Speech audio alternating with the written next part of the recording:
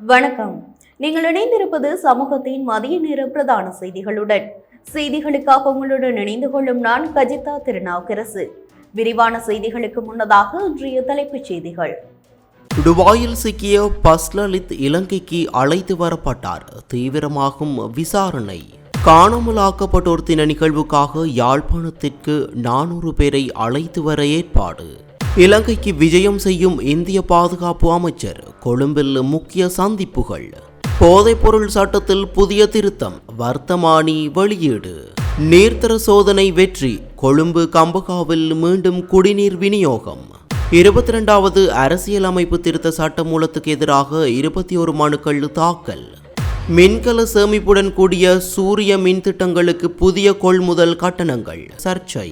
அஸ்வஸ்ம நிதிமுறைகேடு குற்றச்சாட்டு. நோர்வுட் பிரதேச செயலகத்தில் திரண்ட மக்கள்.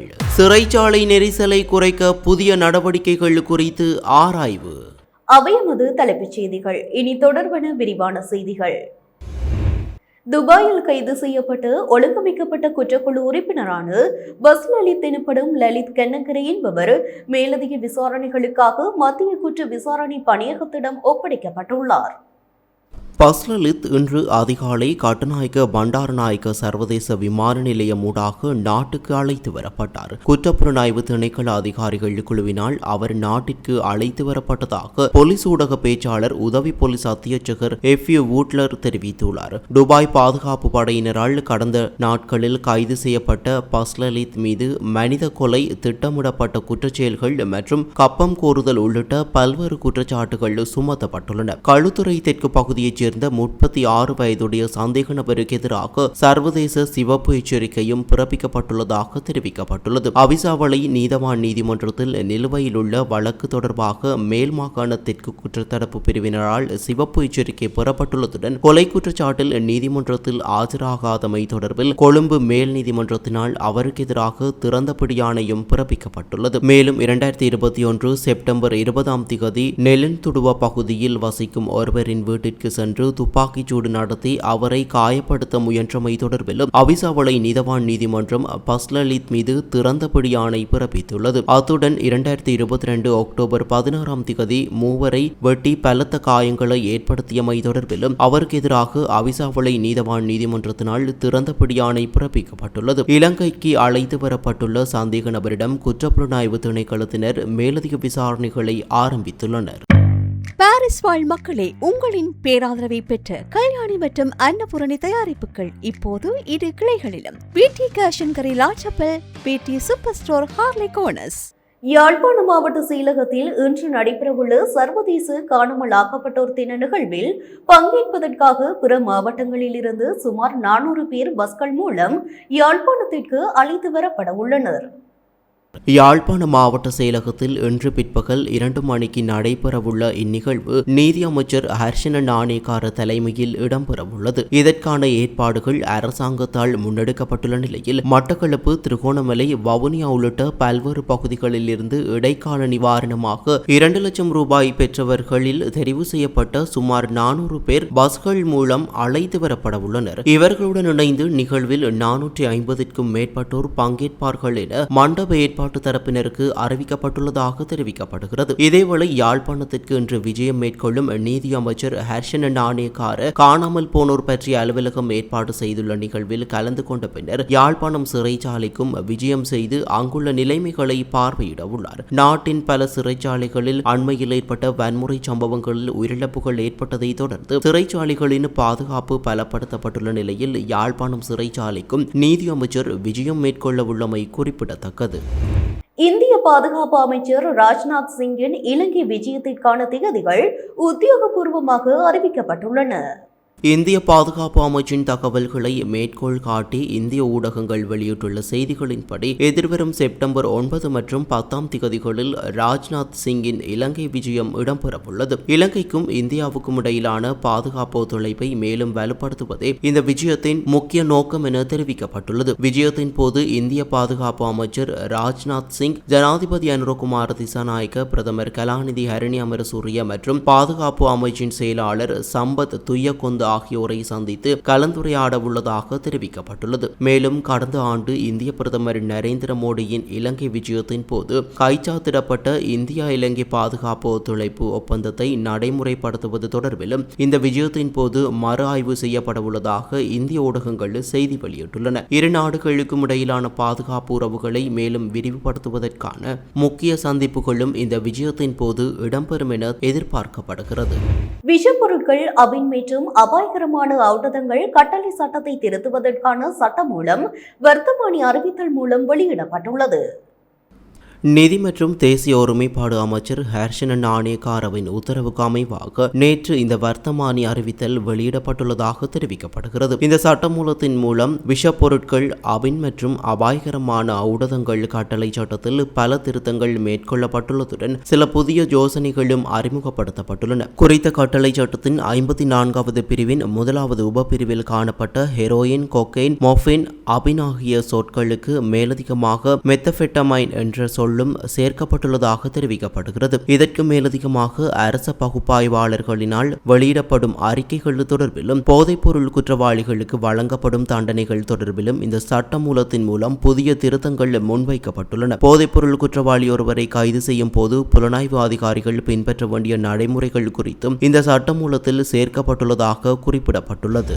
கொழும்பு மற்றும் கம்பகம் மாவட்டங்களில் நீர் விநியோகம் பாதிக்கப்பட்டிருந்த பெரும்பாலான பகுதிகளுக்கு மீண்டும் குடிநீர் வழங்கல் வழமைக்கு திரும்பியுள்ளதாக தேசிய நீர்வளங்கள் மற்றும் வடிகாலமைப்பு சபை தெரிவித்துள்ளது.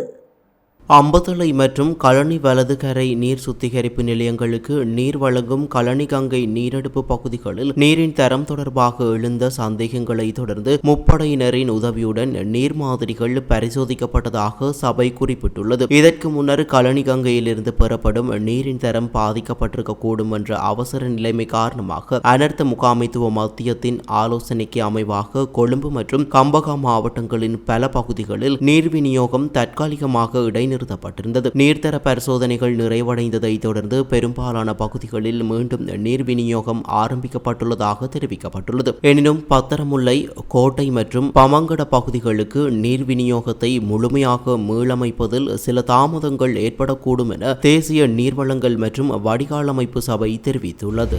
அரசாங்கம் முன்மொழிந்துள்ள அரசியலமைப்பின் 22வது திருத்த சட்டமூலத்தை எதிர்த்து உயர்நீதிமன்றத்தில் மொத்தம் 21 மனுக்கள் தாக்கல் செய்யப்பட்டுள்ளன.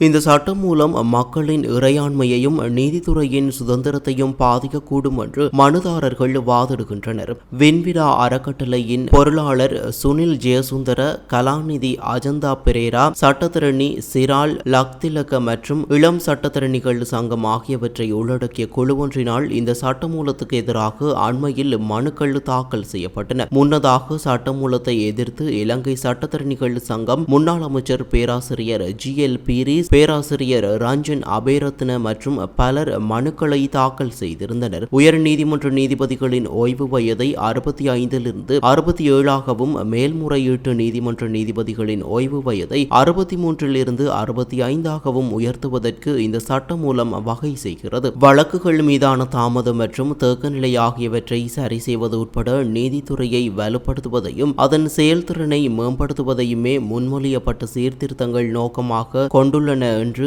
அரசாங்கம் வலியுறுத்தி வருகிறது. இருப்பினும் முன்மொழியப்பட்ட மாற்றங்கள் குறிப்பாக நீதித்துறையின் சுதந்திரம் மற்றும் மக்களின் நீதித்துறை அதிகாரத்தை செயல்படுத்துதல் ஆகியவற்றுடன் தொடர்புடைய அரசியலமைப்பு ரீதியான தாக்கங்கள் குறித்து மனுதாரர்கள் கவலைகளை எழுப்பியுள்ளனர். Blue ocean group of companies இலங்கையின் வளர்ச்சியோடு உங்கள் வாழ்க்கையையும் உயர்த்துகிறோம்.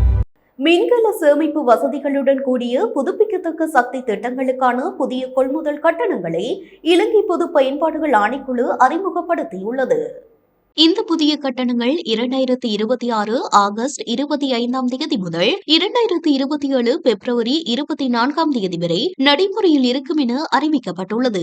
2027ஆம் ஆண்டின் முதல் காலாண்டில் ஏற்படக்கூடிய மின்சார பற்றாக்குறையை தவிர்த்து மின்வெட்டுகளை தடுக்கும் நோக்கில் இந்த திட்டம் அறிமுகப்படுத்தப்பட்டுள்ளது. இதன்படி எதிர்வரும் மார்ச் மாதத்திற்குள் 450 மெகாவாட் சூரிய மின்சக்தி மற்றும் மின்கல சேமிப்பு திறனை தேசிய மின்சார கட்டமைப்புடன் இணைப்பதை இலக்காக நிர்ணயிக்கப்பட்டுள்ளது. தெரிவிக்கப்பட்டுள்ளது. புதிய கொள்முதல் கட்டண முறையின் கீழ் 250 கிலோவாட் முதல் 1000 கிலோவாட் வரையிலான கூரை மேல் சூரிய மின்சக்தி மற்றும் மின்கல சேமிப்பு அமைப்புகளுக்கு முன்னுரிமை காலத்தில் முதல் 15 ஆண்டுகளுக்கு ஒரு அலகு மின்சாரத்திற்கு 45 ரூபாய் 53 சதம் வழங்கப்பட உள்ளது. 1000 கிலோவாட்டை விட அதிக கொள்ளளவு கொண்ட அமைப்புகளுக்கு ஒரு அலகிற்கு 42 ரூபாய் 49 சதம் வழங்கப்படும் என தெரிவிக்கப்பட்டுள்ளது. மேலும் தரைமட்ட மற்றும் மிதக்கும் சூரிய மின்சக்தி திட்டங்களுக்கும் அவற்றின் கொள்ளளவுக்கேற்ப தனித்தனி கொள்முதல் கட்டணங்கள் அறிவிக்கப்பட்டுள்ளன. அதன்படி திட்டத்தின் கொள்ளளவை பொறுத்து ஒரு அலகு மின்சாரத்திற்கு 23 ரூபாய் 11 சதம் முதல் 15 ரூபாய் 81 சதம் வரை வழங்கப்படும் என பொது பயன்பாடுகள் ஆணைக்குழு தெரிவித்துள்ளது. நோர்வுட் பிரதேச செயலகத்தில் அஸ்வசம நிதி தொடர்பில் முறைகேடுகள் இடம்பெற்றதாக கூறப்படும் நிலையில் அது தொடர்பில் விசாரணைகளை மேற்கொள்ளவும் தங்களுக்கான அஸ்வசம நிதி தொடர்பான தகவல்களை பெற்றுக் கொள்ளவும் பெருமளவான மக்கள் நேற்று பிரதேச செயலக வளாகத்தில் கூடியிருந்தனர். அஸ்வசம நலன்புரி திட்டத்தின் கீழ் விண்ணப்பித்திருந்த பலர் தங்களுக்கு இதுவரை நிதி கிடைக்காதமை தொடர்பில் விசாரிப்பதற்காகவும் தங்களது விண்ணப்பங்களின் தற்போதைய நிலை குறித்து அறிந்து கொள்வதற்காகவும் பிரதேச செயலகத்திற்கு வருகை தந்திருந்தனர். இதன் காரணமாக காலை முதல் நோர்வுட் பிரதேச செயலக வளாகத்தில் நீண்ட வரிசையில் மக்கள் காத்திருந்தனர். தங்களது பிரச்சினைகள் தொடர்பில் கருத்து தெரிவித்த சிலர் அஸ்வசம நிதியை பெற்றுக் கொள்வதற்காக தாங்கள் பல தடவைகள் பிரதேச செயலகத்திற்கு வருகை தர வேண்டியுள்ளதாக தெரிவித்தனர். மேலும் அதிகாரிகள் தங்களது வீடுகளுக்கு நேரடியாக வந்து நிலைமைகளை பார்வையிட உள்ளதாகவும் அந்த ஆய்வின் பின்னரே அஸ்வசம நிதி வழங்குவது தொடர்பில் தீர்மானிக்கப்படும் என தங்களுக்கு தெரிவிக்கப்பட்டுள்ளதாகவும் மக்கள் தெரிவித்தனர். சிலர் தங்களது விண்ணப்பங்கள் தொடர்பில் தெளிவான தகவல்களை பெற்றுக்கொள்ள முடியாத நிலை காணப்படுவதாகவும் இதனால் பல தடவைகள் பிரதேச செயலகத்திற்கு வர வேண்டியுள்ளதாகவும் தெரிவிக்கின்றனர். அஸ்வசம நிதி என்பது பொருளாதார ரீதியாக பாதிக்கப்பட்ட மக்களுக்கு வழங்கப்படும் நலன்புரி உதவியாகும். எனவே தகுதியுடையவர்களுக்கு உரிய முறையில் நிதி கிடைக்க வேண்டும் என்பதே மக்களின் எதிர்பார்ப்பாக உள்ளது. நோர்வுட் பிரதேச செயலகத்தில் அஸ்வசம தொடர்பில் முறைகேடுகள் இடம்பெற்றதாக கூறப்படும் நிலையில் தற்போது பெருமளவான மக்கள் தங்களது பிரச்சினைகளுக்கு தீர்வு கோரி பிரதேச செயலகத்தை நாடியுள்ளமை குறிப்பிடத்தக்கது.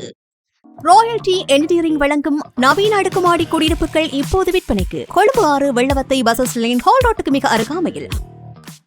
சிறைச்சாலைகளில் நிலவும் நெரிசலை குறைப்பதற்காக மேற்கொள்ள வேண்டிய நடவடிக்கைகள் தொடர்பில் போலீஸ் திணைக்களத்தின் கருத்துக்கள் மற்றும் யோசனைகளை பெற்றுக்கொள்வது குறித்து அரசாங்க ஆட்சி, நீதி மற்றும் சிவில் பாதுகாப்பு பற்றிய துறைசார் மேற்பார்வை குழு கவனம் செலுத்தியுள்ளது. பாராளுமன்ற உறுப்பினர் வைத்தியர் நஜித் இந்திக தலைமையில் அண்மையில் நடைபெற்ற கூட்டத்தில் போதைப்பொருள் தொடர்பான குற்றச்சாட்டில் ஒருவர் கைது செய்யப்படுவது முதல் வழக்கு தாக்கல் செய்யப்படும் வரையிலான போலீஸ் திணைக்களத்தின் செயற்பாடுகள் குறித்து விரிவாக கலந்துரையாடப்பட்டுள்ளது. குறிப்பாக போதைப்பொருள் வழக்குகளில் ஏற்படும் விசாரணை மற்றும் நீதிமன்ற நடவடிக்கை தாமதங்கள், அரசு ரசாயன பகுப்பாய்வாளர் அறிக்கைகளை பெறுவதில் ஏற்படும் காலதாமதம் ஆகியவற்றால் விளக்கமறியலில் வைக்கப்படும் சந்தேக நபர்களின் எண்ணிக்கை அதிகரித்து வருவது குறித்தும் கவனம் செலுத்தப்பட்டது. போதைப்பொருள் ஒழிப்பில் சந்தேக நபர்களை கைது செய்வதுடன் மட்டுப்படாமல் போதைப்பொருள் கடத்தல் வலையமைப்புகள் மற்றும் அவற்றுடன் தொடர்புடைய சட்டவிரோத நிதி பரிவர்த்தனைகளை கண்டறிந்து கட்டுப்படுத்த நவீன தொழில்நுட்பத்தை பயன்படுத்த வேண்டியதன் அவசியமும் வலியுறுத்தப்பட்டது. அத்துடன் தொலைபேசி நிறுவனங்களூடாக மேற்கொள்ளப்படும் டிஜிட்டல் பட பரிமாற்ற முறைகள் போதைப்பொருள் கடத்தல்காரர்களால் சட்டவிரோத நிதி பரிவர்த்தனைகளுக்கு பயன்படுத்தப்படுவதை தடுக்கும் வகையில் பொருத்தமான ஒழுங்குமுறை நடவடிக்கைகளை அறிமுகப்படுத்துவது தொடர்பிலும் கருத்துக்கள் முன்வைக்கப்பட்டன. போதைப்பொருளுக்கு அடிமையானவர்களை சிறையில் அடைப்பதற்கு பதிலாக சமூக அடிப்படையிலான மறுவாழ்வு திட்டங்களை வலுப்படுத்துதல், குற்றத்தடுப்பு நடவடிக்கைகளில் பொதுமக்களின் பங்களிப்பை அதிகரித்தல் மற்றும் காலத்தின் தேவைக்கேற்ப நடைமுறையில் உள்ள சட்டங்களை திருத்துதல் ஆகியவற்றின் அவசியமும் சுட்டிக்காட்டப்பட்டது. மேலும் குற்றவியல் விசாரணைகளை விரைவுபடுத்துவதற்காக போலீஸ் திணைக்களத்திற்குள் நவீன தடயவியல் ஆய்வகம் ஒன்றை நிறுவுவது தொடர்பிலும் கவனம் செலுத்தப்பட்டது. இத்துடன் நமது மதிய நேர பிரதான செய்திகள் நிறைவடைகின்றன. தொடர்ந்தும் சமூகத்துடன் இணைந்திருங்கள். வணக்கம். எமது RIP பேச்சுக்கு கிடைத்த மரண அறிவித்தல்கள். மட்டக்களப்பு பெரிய கல்லாறு 2ஆம் குறிச்சி பிரதான வீதி சேர்ந்த திருமதி பரிமளம காராளசிங்கம் அவர்கள் 24/8/2026 திங்கட்கிழமை அன்று காலமானார். யாழ்ப்பாணம் குருநகரை புறப்படமாகவும் வதிவிடமாகவும் கொண்டிருந்த திருமதி பேப்டிஸ்ட் இமல்டா பெரிய பிள்ளை அவர்கள் 23/8/2026 ஞாயிற்றுக்கிழமை அன்று காலமானார். மட்டக்களப்பு வாழைச்சேனையை புறப்படமாகவும் வதிவிடமாகவும் கொண்டிருந்த திருமதி திலகவதி ராசையா அவர்கள் 24/8/2026 திங்கட்கிழமை அன்று காலமானார். யாழ்ப்பாணம் சங்கானை சந்தை வீதியை புறப்படமாகவும் வதிவிடமாகவும் கொண்டிருந்த திரு கந்தையா ஜெயராசா அவர்கள் 23/8/2026 ஞாயிற்றுக்கிழமை அன்று காலமானார். மேலே அறிவிக்கப்பட்ட அனைத்து மரண அறிவித்தல் இறுதிக்கிரியை பற்றிய தகவல்களை அறிந்து கொள்ள ரிப்டோட் பேஜை பார்வையிடுங்கள். இதற்கான லிங்க் கீழிருக்கும் டிஸ்கிரிப்ஷனில் பார்வையிடலாம். இது போன்ற செய்திகளை தெரிந்து கொள்ள சமூகம் நியூஸ் சேனலை சப்ஸ்கிரைப் செய்து அருகில் உள்ள பெல் பட்டனை கிளிக் செய்யுங்கள். மேலும் இது போன்ற செய்திகளை உடனுக்குடன் தெரிந்து கொள்ள சமூகமீடியா.com என்ற இணையதளத்தின் வாயிலாகவும் எங்களுடன் இணைந்திருங்கள்.